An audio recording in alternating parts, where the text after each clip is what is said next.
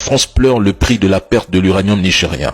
La perte d'une source d'approvisionnement comme celle du Niger concernant un combustible essentiel vient tester les limites de la souveraineté française sur l'atome.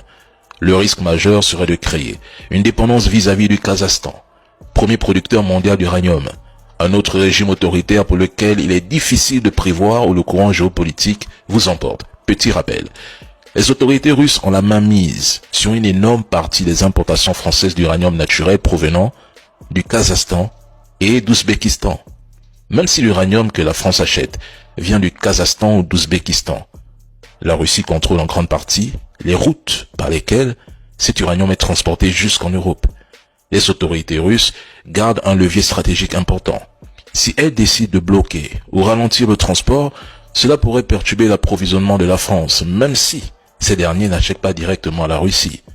Aussi, oui, le Kazakhstan commence à réduire sa dépendance à la Russie pour transporter son uranium grâce à la route transcaspienne.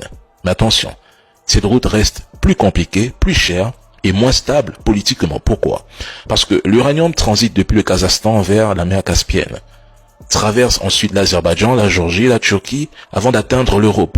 Cela implique des changements de mode de transport, train, bateau, train, des temps d'attente aux frontières, un coût logistique plus élevé et pire, plusieurs zones de cette route sont géopolitiquement sensibles. Géorgie, Azerbaïdjan, la mer Caspienne, une zone stratégique disputée entre plusieurs pays avec des risques militaires ou diplomatiques. Or, avec le Niger, c'était beaucoup plus sûr pour la France. Le gouvernement français avait un accès direct et contrôlé. La France dominait diplomatiquement et militairement le Niger ou même le Sahel avec ses bases militaires. Donc, il n'y avait aucun risque géopolitique et surtout, il n'y avait pas assez d'intermédiaires pour le transport. La France a perdu la souveraineté stratégique sur l'uranium.